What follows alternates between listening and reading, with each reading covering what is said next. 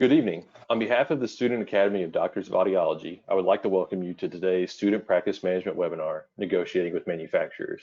My name is Andrew Abernathy, and I am pleased to serve as today's course coordinator. I have just a few housekeeping reminders before we begin. If you have any technical challenges during the session, please use the chat feature to make me aware, and I will be glad to assist you. Please type your questions into the question queue, and they will be addressed by the presenters at the end of the presentation. Today's presentation is being recorded and will be available for online viewing next week. At this time, it is my pleasure to introduce the course moderator for this session, Kayla Dove, SATA Vice President and fourth-year audiology student from the University of Florida. Thank you, Andrew. On behalf of the SATA board, I am excited for the opportunity to welcome AUD students from programs across the country to this session on negotiating with manufacturers. It is also my distinct pleasure to introduce today's course leader, Dr. Gasalia. Dr. G, as his patients and students call him, started his career working for a hearing aid dispenser in Phoenix after spending 4 years at the University of Arizona. After realizing there had to be some form of dietetic education and theory behind the hearing system, he jumped into audiology. He received his MS from Arizona State University and 4 years later his AUD from A.T. Still University, where he subsequently taught the amplification course on site for AUD students. His leadership in audiology began when he joined a licensure committee and quickly learned the struggles of our profession. He became the chair of the Arizona Political Action Committee for Audiology and then ran and was elected president of the Arizona Speech Language Hearing Association in 2006. He joined Audiology Clinic in Vancouver, Washington in 2008 and then purchased it with his wife in 2012. Within 4 years, he had almost tripled their business. He sold the practice in 2017 and moved to Los Angeles, where he joined the West Valley Hearing Center, partnering to grow their practice. Dr. Gasalia is a board certified by the American Board of Audiology and is the member of the American Academy of Audiology and the American Academy of Doctors of Audiology and the California Academy of Audiology. He is the co-founder of the AUD Boss Private Practice Summits and is the mentor for the ambassador for the Student Academy of Audiology in California. He served a 3-year term on the board of directors for the ABA in 2012 through 2015 and has served as chair of the AAA Marketing Subcommittee and the Public Awareness Committee.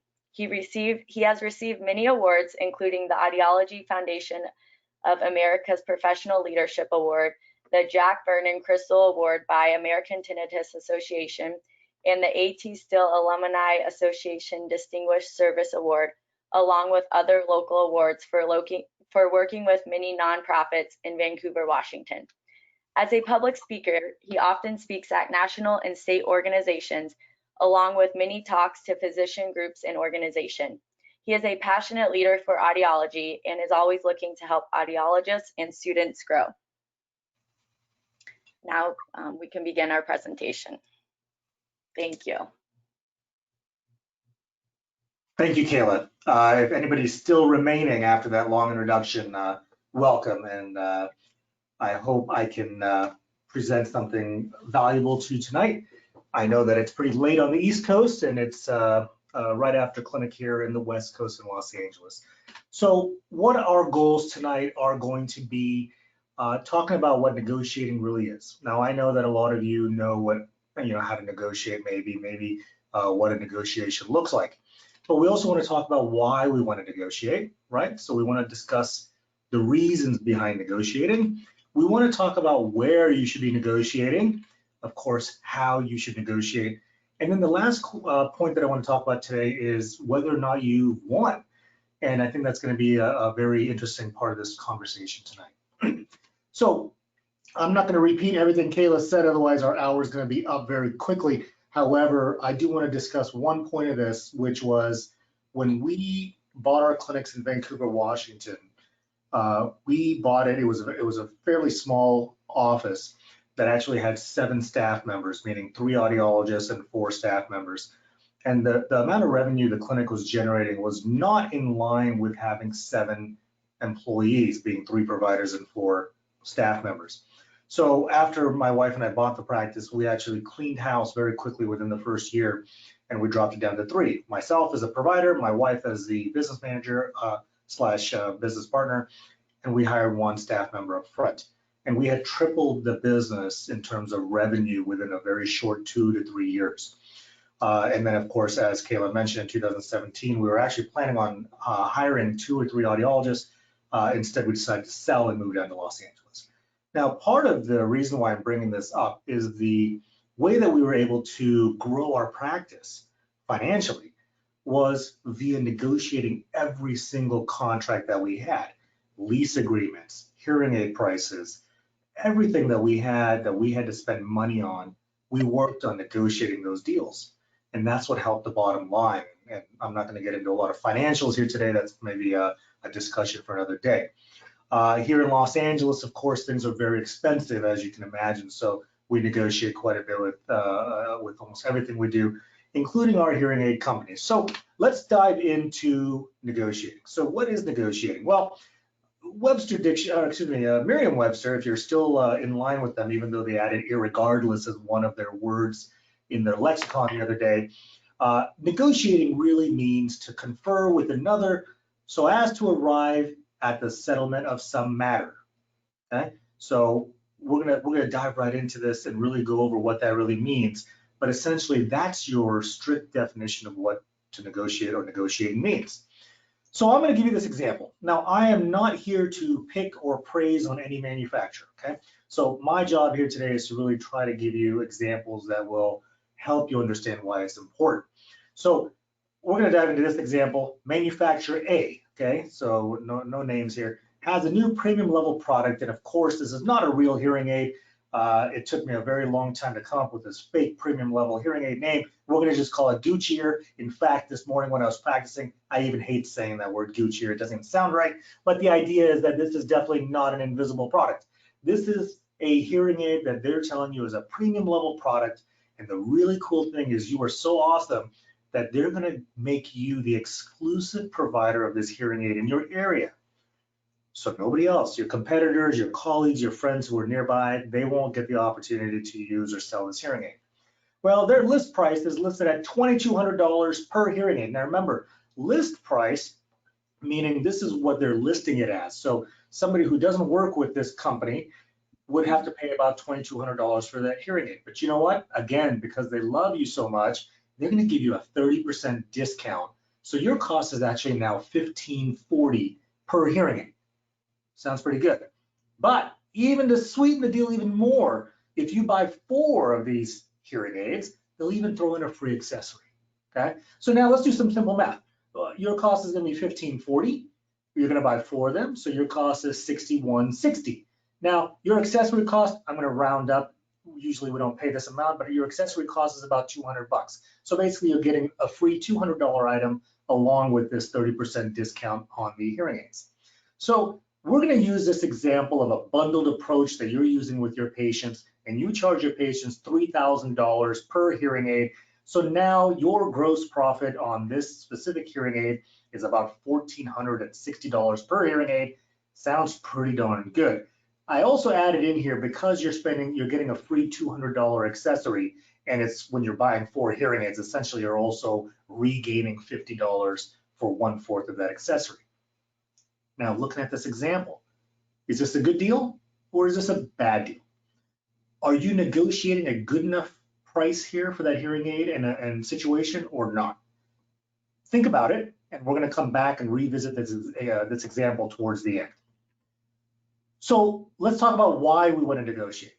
And I think this is a very simple thing, but I think it expands into a much more detailed conversation that every moment in our lives we are negotiating. I wish I would have saved this. This is the funniest thing. I literally just ate a cookie before we started and had some water. I'm on a diet, but I ended up eating this cookie anyways because it's kind of late. It's at the end of the day. And I didn't even think about it because I had this slide here. But let's say that you want to eat this cookie. So you start thinking in your head, should I eat this cookie? You know, it is oatmeal raisin, so it's got to be healthy. You know, oatmeal is good for, you know, it's heart health and it's, you know, helps with cholesterol. but you know, there's a lot of butter and sugar in this thing. Well, maybe I'll only eat half this cookie and then it's a win-win. So you just negotiated this, right? You just negotiated with yourself on whether or not you want to have this cookie. Now, was it a win-win? Yeah, maybe, because now you're satisfied because you had half that cookie. You may want more, of course, because now once you've, it's touched your lips, you want to have more. But you also didn't have the whole cookie, so at least on the diet side, you also saved yourself. Another example, I live in Los Angeles, so driving on the 101, one of the busiest freeways in the world, whenever I'm driving, I'm stuck in traffic. I have to make a decision. Sometimes it's a very last-second decision. Do I get off the freeway early and take some of the side roads, or do I keep moving forward on this freeway and then take the final exit before our clinic? Well, if I take the side roads, it means I got to hit traffic lights. If I stay on the freeway, it's slow moving. Naturally, of course, either way, I'm going to end up at the end at the clinic around the same time. Lo and behold, that's what happens. But at the moment, I start negotiating with myself whether or not I want to do that. What about in medicine? We've got, on the left here on this on these stock pictures. I apologize, these are stock pictures. But on the left, you've got this cosmetic surgeon. You've got a patient there. The patient is deciding whether or not they want to go through this procedure. They start negotiating with themselves. Then they go into their procedure, or on the top right with your dentist, you're deciding, well, you know what, the dentist says maybe you should get this fluoride treatment. Is it worth it? Well, you have to decide. Well, is it worth paying for it for either of these procedures? Maybe that's something you have to start to decide whether or not you want to negotiate that price. I negotiate all the time. I love negotiating. I think it's almost like a game. I go to my dentist. Luckily, I know him well enough that when I go in, and he told me, about a year ago, I needed to get a crown. He was going to charge me for it, and I didn't agree right away. Sure enough, he threw in teeth whitening. He threw in some free cleanings. It made it worth it for me. Of course, I needed the crown anyway, so I got it done. Well, luckily, I didn't have to negotiate hard. He kind of gave up the goods up front. And then the bottom right, how many of us have gone to a car dealership? Poor Danny DeVito here, I didn't mean to pick on him. However, whenever you go to a car dealership, you see that sticker price on the car. How many of you are actually going to go in and pay that price on the car based on the sticker price? I hope none of you, okay? The reality is when you get in that car dealership, you know what the sticker price is, but there's some wiggle room. That wiggle room is your negotiation. So I'll give you an example. Last year, I bought a new car. It's a very nice car. I did my research ahead of time. I knew what they were listing it at because nowadays, of course, we can go online. We can see what the dealership is listing those cars for. So I knew that they had a price tag on it. There's no way in heck I was going to pay that price. So when I got to the dealership, I didn't wash my car that I was going to trade in. I kept all my stuff in there to indicate that I was ready to walk away at any point. I wasn't ready that day to buy the car. Now, but in my head, I was so excited, I couldn't wait to leave that day with that car, but there was no way I was going to show that to the dealership. So while I'm there, I start, we do the test drive, of course, I'm giddy in the back of my head because it's a nice car. We get to the desk, of course, and, right away, hey, we're going to knock off $500 because we think you really like this car. And I'm thinking, okay, it's $500. It's not much relative to the price of the car. Now, what he doesn't know, or didn't know, excuse me, is that I also did the research that they have service packages. They have these other packages that you can actually purchase from the car dealership. You can add on to the price. Of course, now we're talking, $8,000, $10,000 more on top of the price I'm going to pay. So what did I do? I actually lowballed him with a very low offer, and essentially also threw in all those packages. And I knew he was going to say no right away. Well, lo and behold, at the end of the negotiation, we came up from my lowball offer lower than what I was planning on paying, even though I lowballed him, but he threw in all those packages. Anytime I need tires, all the services, car washes, tinted windows, they threw everything in. So negotiating, okay? So what about audiology? We're talking specifically about manufacturers today. So I'm going to talk about hearing aid manufacturers. We also have equipment manufacturers like your audiometers and your verification machines. We also have supply manufacturers who, or dealers who are going to sell you products to help you run your clinics. I'm going to focus a little bit more on the hearing aids. Okay, so the idea is that they have their list price. They have which is also called a single unit price, which I mentioned earlier. They also have your price, which is that discounted price, versus what is the actual price. Remember our example about that Gucci hearing aid. So the idea is that you have a list price, which in that example is $2,200.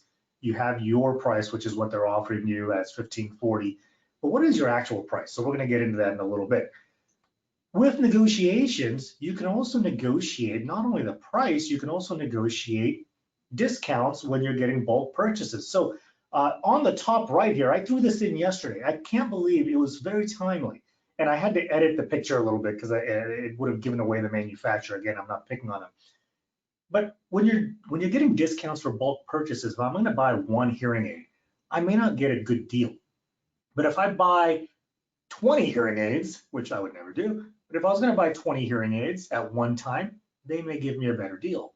This picture on the top right that I edited was literally an email I got yesterday from one of our companies. And on there it says, units purchased. If I buy 10 hearing aids, they'll give me 2 hearing aids for free. And the very bottom, if I buy 100 hearing aids, they'll give me 32 hearing aids for free.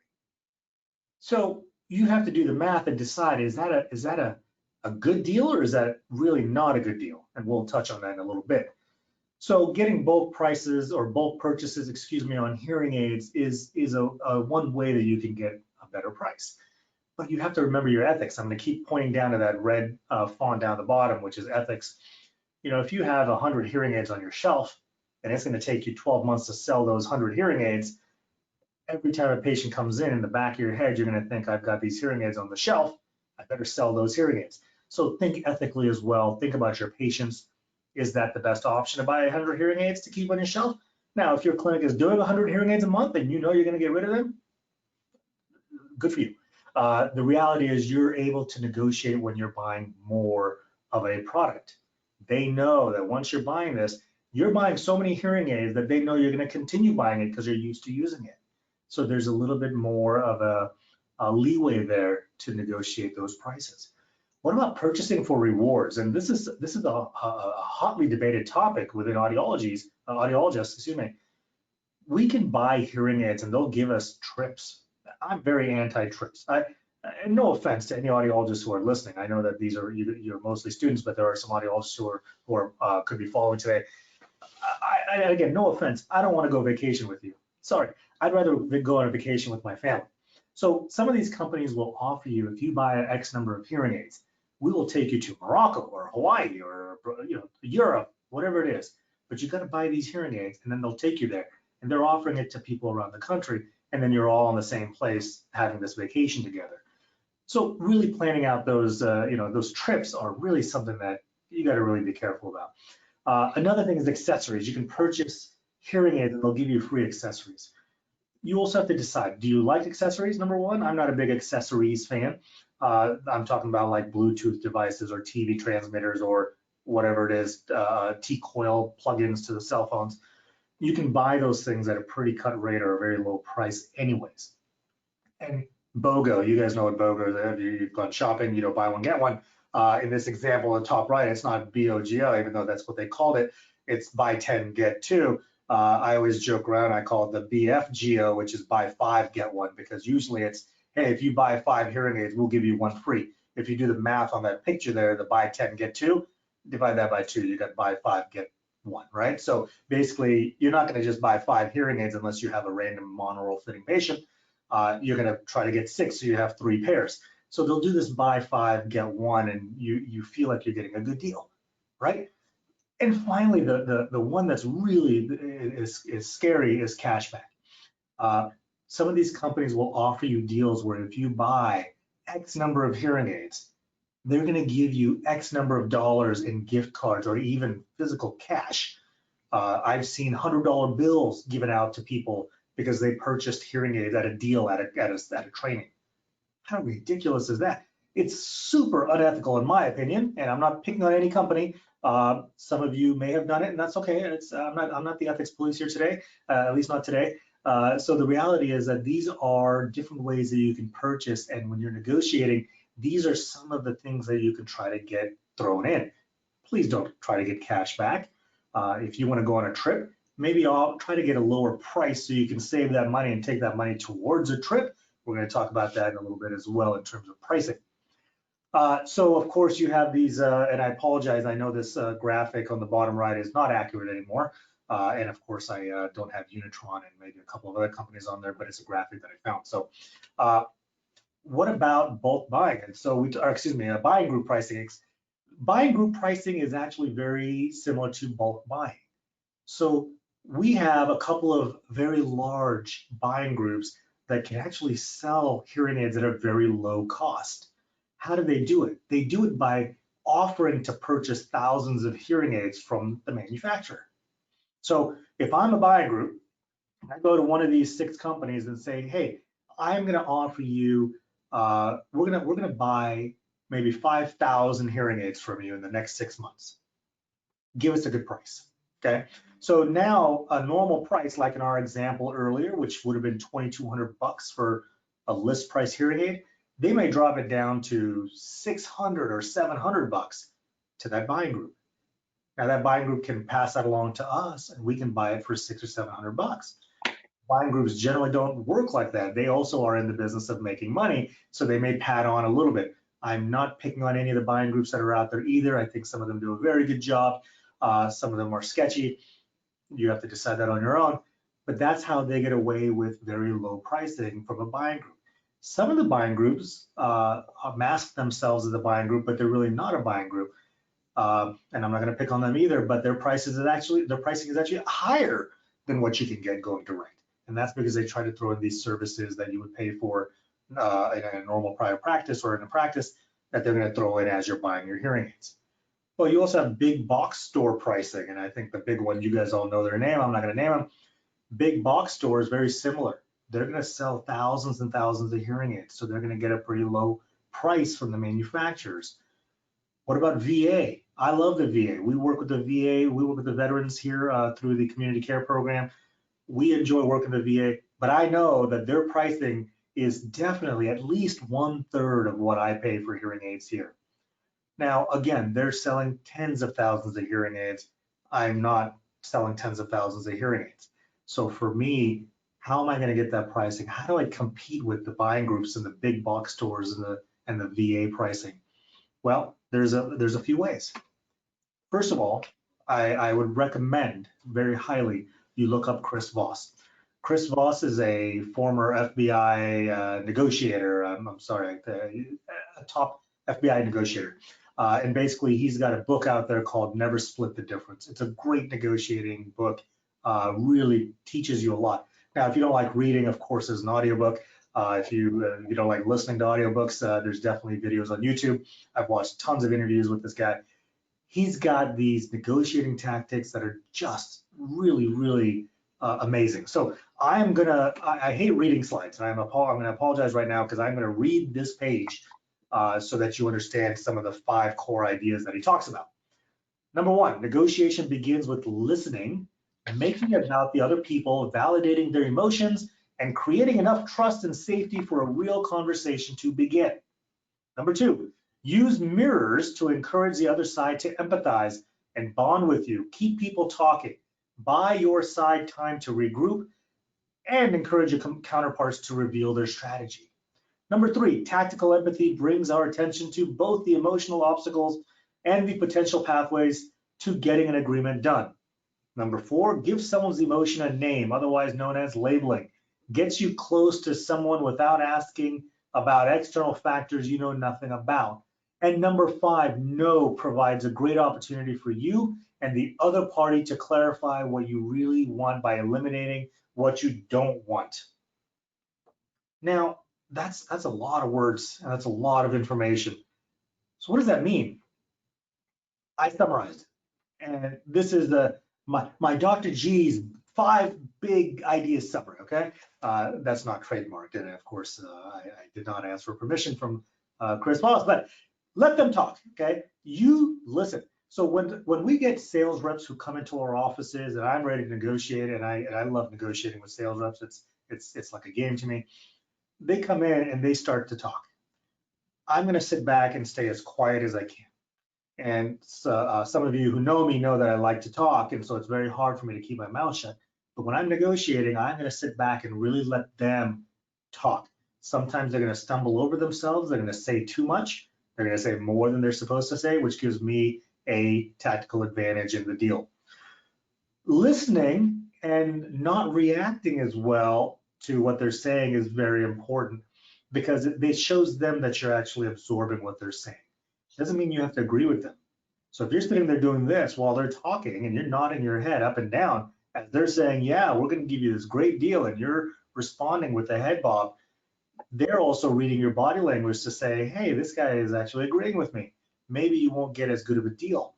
So that transitions us into number two, which is mirror their body language and their language that they're speaking at. So if they, there's a lot of courses and speaking engagements that I've listened to where they talk about if you're down in, no, I won't pick on Kentucky because he's on here, but let's say you're down in the South, and I'm talking to somebody who's down the South.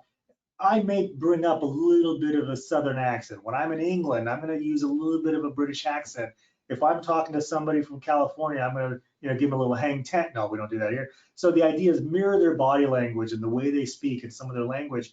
And when you do that, it puts you on a similar level. Body language is extremely important because even in the dating world, which I don't remember long years ago when I used to date, as soon as somebody, when I would go up to somebody, not just me, but most people, you see somebody that you like, you start mirroring their body language and vice versa. If they put their hand to their face, you put your hand to their face. You're watching what they're doing. If they cross their leg, you cross your leg. This creates this subconscious connection with the person you're negotiating with.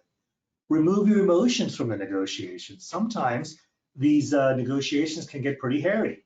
I'll give you a great example. When I was buying my clinic in Vancouver, Washington, I didn't like the deal they were offering, but I was still working with them. I was there from 2008 to 2012. 2011 to 2012 was probably the worst year of my career because I was fighting every day with these guys because all of us had emotions. They'd give me a deal. They'd say, hey, here's our latest offer. And I would think, this is BS. There's no way I'm going to pay that. So I go to my attorney. My attorney was a bulldog. He'd respond. They'd be pissed off because their response was, hey, we're nowhere close. You got to do this, this, and this. And it was a nightmare. I didn't know to remove my emotions from the negotiations. Now I do. And now that I know it, I realize when somebody's making a deal or offering me a deal, I'm not going to react emotionally. And I can always walk away from the table.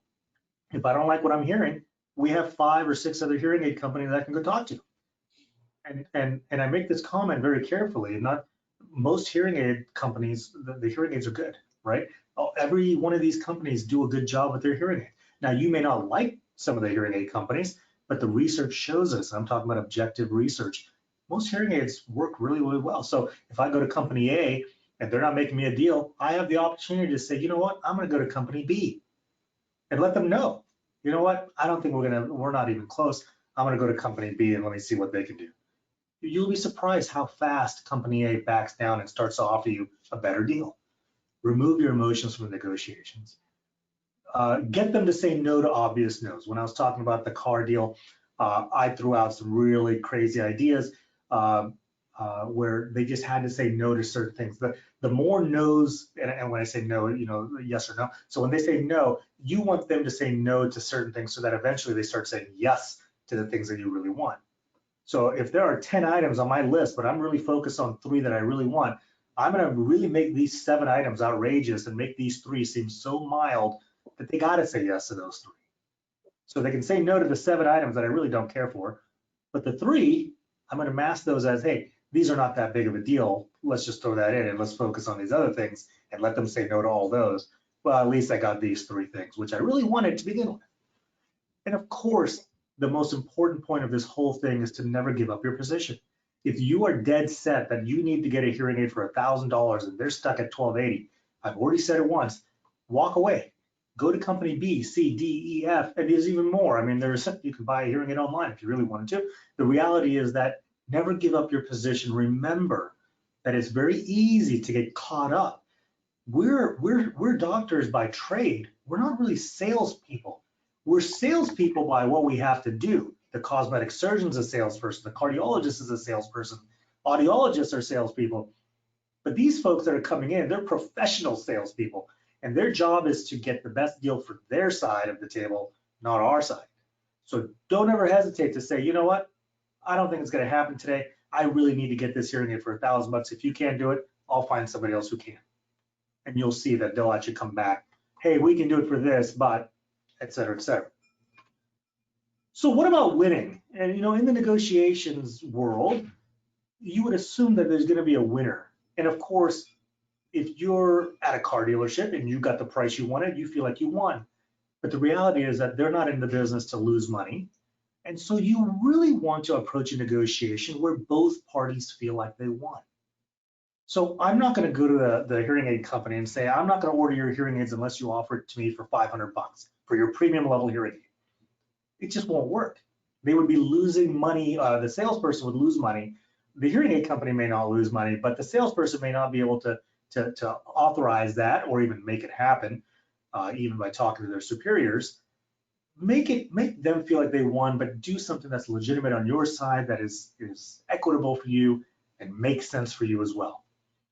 Give and take, you've got give and take. There's going to be some give and take. You're not going to get exactly what you want, but you want to get something close.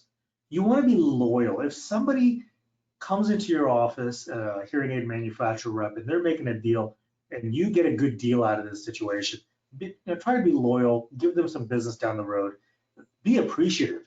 I'm very appreciative whenever I get a good deal. I'll give you an example in a moment. Anytime I get a good deal, I usually will thank the rep for the deal, but I also go above and beyond. I will go to that person's superior and I will let them know, hey, I just wanted to let you know that your sales rep that was here did a fantastic job, and I can't wait to work more with your company or whatever it is. Okay, so the idea is that showing that appreciation, because now the next time that rep comes in and I need another deal, they're going to remember, oh yeah, this guy actually said something nice and I got a raise or whatever, right? So at least it shows that you're appreciating them, you respect the deal that you got, and then don't go exploit the deal. So if I get a really good deal on a pair of hearing aids, or let's say I bought 6 hearing aids, and I got a really good deal on those hearing aids, I'm not going to go on Facebook on Antics or Happy Hour or wherever, and I'm not going to go blast everybody, hey, call your hearing aid company because you can get this deal. I'm not going to exploit it because that may just be a personal thing between the rep and myself. So be very careful. There's going to be a winner, but hopefully it's both of you that win, because you want to get a deal, they want to get a deal done, everybody wins. So let's go back to this stupid invisible hearing aid. I hate this more and more every time I see it. So our example way in the beginning, this Gucci ear, you paid $1,540. Remember, your net was $1,460 per hearing aid. So what if you don't, maybe you don't need the accessory. So let's say you say, forget the accessory. You want it for $1,000. Seems pretty ridiculous, right? You want it for $1,000. It was listed at $2,200. You're still going to charge the patient $3,000 because it's including your services, because remember, you're bundled in this example. Your net is going to be about $2,000. So you just earned $540 by negotiating the price of the hearing aid, and you never really needed that accessory to begin with, so save the $200. Now, this is a pie in the sky example, right? So let's talk about a recent real life example that I had. Again, I'll pick on company A, okay? So company A made me an offer of a premium level hearing aid. It's a new model that came out recently in the last year, and it was about $1,280 was going to be the price that they were offering to me. They claimed that nobody else in town, and I don't mean LA in general, but up in the valley where our office is, nobody else was going to get that price on this hearing aid. Personally, I didn't believe that, but that's beside the point. And if I bought 8 of those hearing aids, they'd give me 4 accessories, okay? So this is similar to my example that I gave on the previous slide. So let's do the math again. 8 hearing aids times $1,280 is $10,240, including those 4 accessories. Now, to sweeten the deal, because of course, I don't like this deal, but to sweeten it, they said, oh, and by the way, if you do this, we'll even throw in $1,000 in marketing spend. Now, what does that mean? If you're not familiar with marketing spends, essentially, they would give us $1,000 if we did some advertising, whether it's a newspaper ad, a TV ad, education seminar with the direct mail campaign, but they would coordinate it, which sometimes is good. And when I say they coordinate, meaning they've got graphic designers, they've got people who can develop very nice, clear, clean looking content, but it's going to have their name on it. It's going to have their hearing aids. That's a personal decision you have to make. I personally don't like to advertise hearing aid companies. I like to advertise me, because when a patient comes in, they get me. They don't get, they can get hearing aids from anybody, but they get me. So I want to advertise me. But that $1,000, you might think, wow, $1,000, that's a lot of money. Well, if I'm paying $10,240 for 8 hearing aids, that's only about 10%, right? So they also offered me a regional training, which was out of town, and they would pay all the expenses, meaning from the moment I leave my house to the moment I got home. So my town car to the airport, the meal or drinks or whatever, the hotel, the airfare, everything's covered. So how would you respond to this deal? Is this a great deal? Maybe. Let me ask you this instead, since you guys aren't answering me because you're not really live talking to me. Let's think about how would I respond to this. So I didn't think this was a great deal. So this is how I responded. And I went really lowball. And I said, I'll tell you what, I want $600 per hearing aid. I want no unit commitment. I want 2 sets of demos at no charge. I want 1 set of custom hearing aids for me. I don't have a hearing loss, but it streams wireless to a little half shell hearing aid. I thought that's pretty cool. I also wanted 2 accessories, which I really don't need, but I throw it in there. I also don't need the marketing dollars, but I still left it in the negotiation because I wanted that no in there. I also didn't need the training, but I also left it in there to get another no. So where do we end up? Remember, I'm going to go back 1 slide. Remember, they were offering me $1,280 if I bought 8. Well, we ended up at $899 per hearing aid. Remember, there's a premium level hearing aid. No unit commitment. So I bought 2 because I only had 1 patient that needed hearing aids at that moment. They agreed to the 2 accessories, which I don't know what I'm going to do with. I'd give them out for free. I don't charge for those free accessories because to me, if I get it for free, I'm going to pass that along to a patient. It's a good value add. 2 sets of demos. I don't do demos in the office. I usually put them on a patient, let them go home for a couple of weeks, and we do some follow-ups with them. So that was nice. They got me the 1 set of custom hearing aids for me. I have them. I wish I had them here to show you, but they're half shells. They're at home because I rarely ever use them, unfortunately. And then they gave me the invite to their regional training, which I actually declined. I didn't even go. So just by negotiating, and I'm not saying that I responded with this top part of the slide and they came back with this. We went back and forth a little bit, but that's what we ended up at the bottom. And I think that's a freaking good deal because most of our colleagues that are out there that are working, I'm talking seasoned audiologists who've been doing this for 20, 30, 40 years, aren't getting less than $1,000 a hearing aid. And they've been doing this for years. Even those folks that are loyal, and I'm talking about some of these companies have networks where if you're part of their network, you're doing 95 to 100% of your products through that company. They aren't even getting that price. So I'm not trying to brag. I'm happy about the deal I got. But the reality is if you negotiate, if you don't ask, you don't get. So you got to ask. If you ask for it, all they can say is no. And if they say no, start moving slightly up a little bit. And at some point, you're going to start meeting somewhere.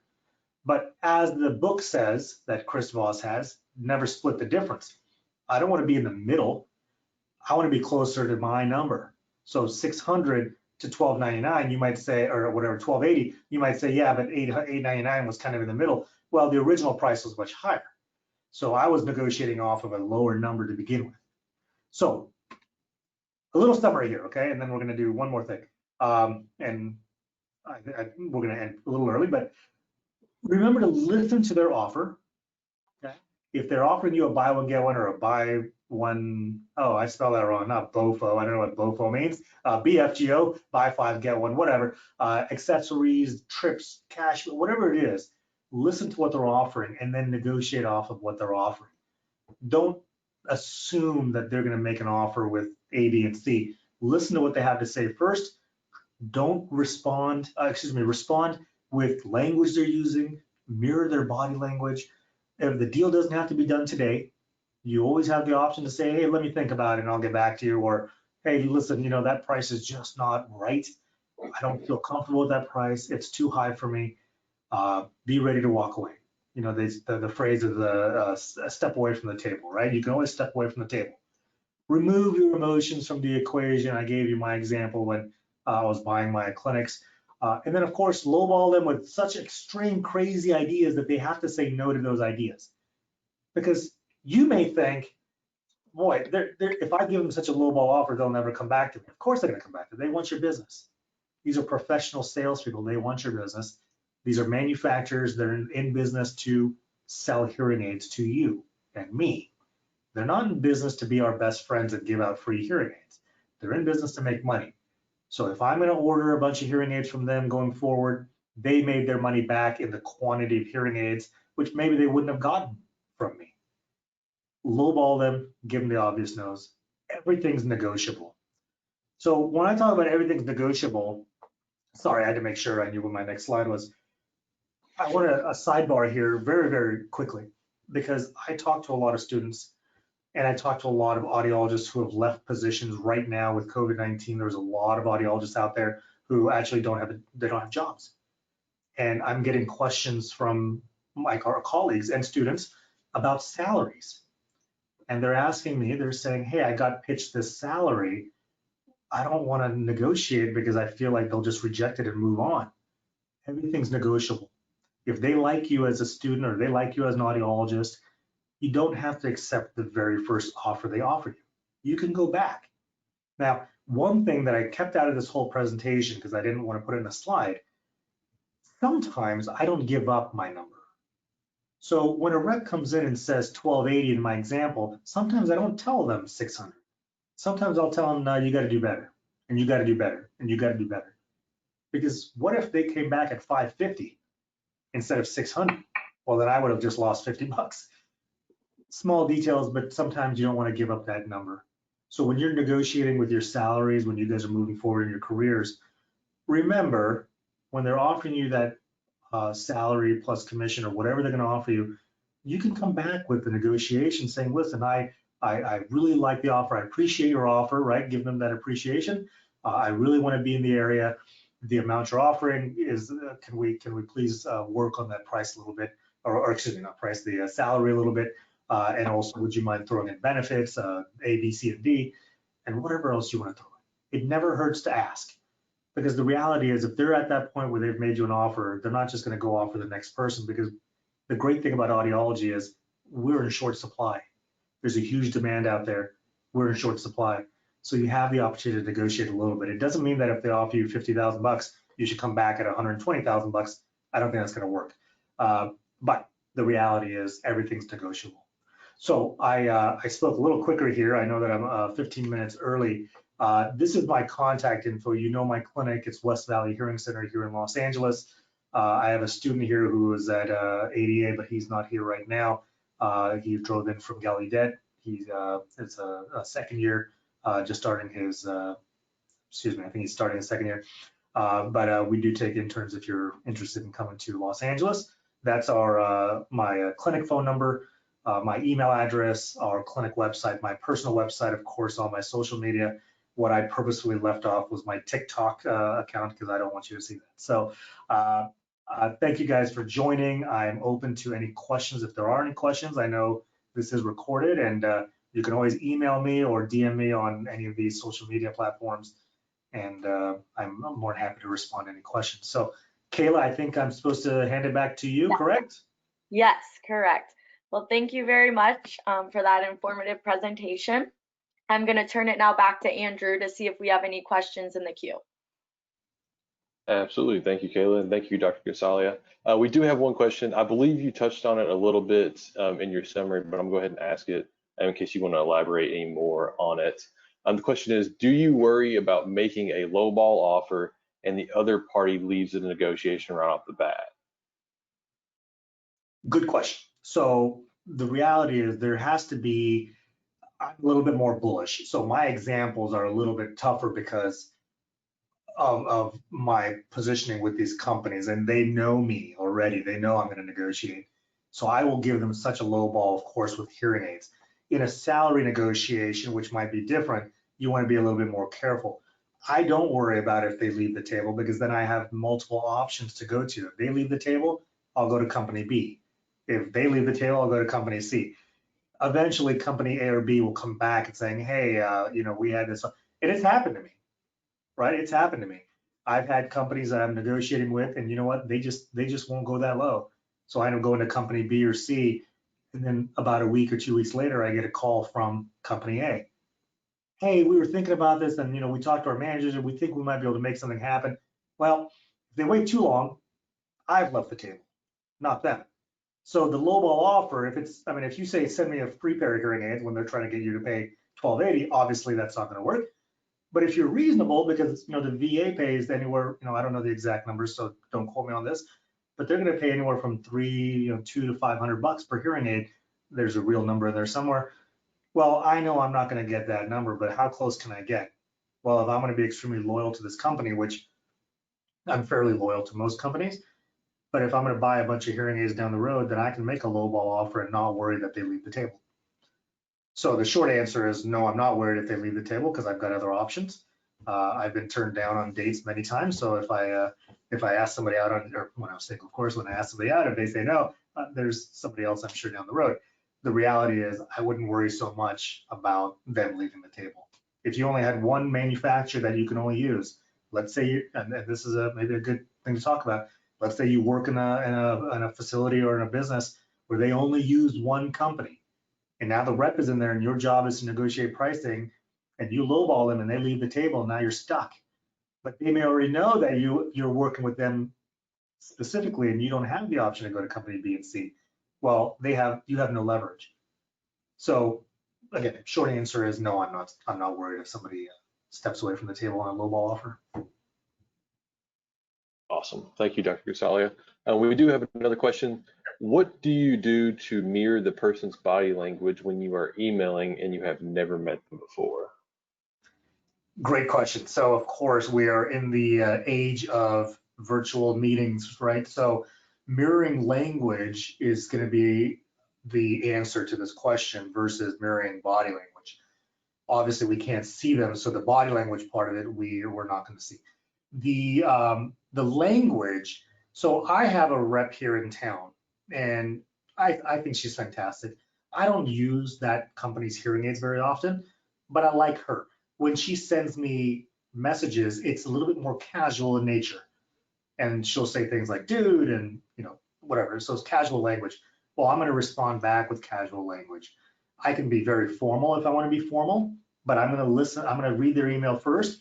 And if it's "Dear Dr. Gosalia," well, now I know it's going to be a little bit more formal of a conversation. So I'm going to respond back with "Dear so-and-so, thank you for your email," and respond that way. So mirroring how they're reaching out to you in terms of the email and really playing off the language they're using in the content of the email. And again, if they're casual, be casual. If they're formal, be formal. If that's not you, I'm very pliable in that sense that I can go and hang out with surfers, and I can hang out with rockers, and I can hang out with 95-year-old veterans, because that's just me. I have the ability or the passion to do that. So I can change myself enough in a negotiation with people that I'm even emailing with. So an example that one of my slides where I showed you that email I just got yesterday, she's an audiologist and she's a rep for a company, and she's fantastic. I think she's really great. And her email is a little bit more casual. So of course I responded with, "Hey, how's it going? Long time no see." Of course, the response was a denial that I'm not going to do that deal, but it was more on, "Hey, let's keep the relationship going because I may need to use that company's hearing aid at some point." So really looking at how they're emailing you, reading the email and how they're presenting themselves to you is important, and then responding in kind. Great. Thank you again, Dr. Gosalia. That looks like all of the questions that we have in the queue. Thanks again to Dr. Gosalia and to Kayla. If you have any additional questions, please send them to info@audiologist.org, and we will forward those on to Dr. Gosalia. If you have friends and colleagues that were unable to attend the webinar today, please let them know that this session has been recorded, and we will post that up on the Student Practice Management webinar page on the ADA website. For more information about future SATA Practice Management webinars and to register for those webinars, please visit www.audiologist.org/students. Thanks again to everyone, and we'll see you on the next webinar.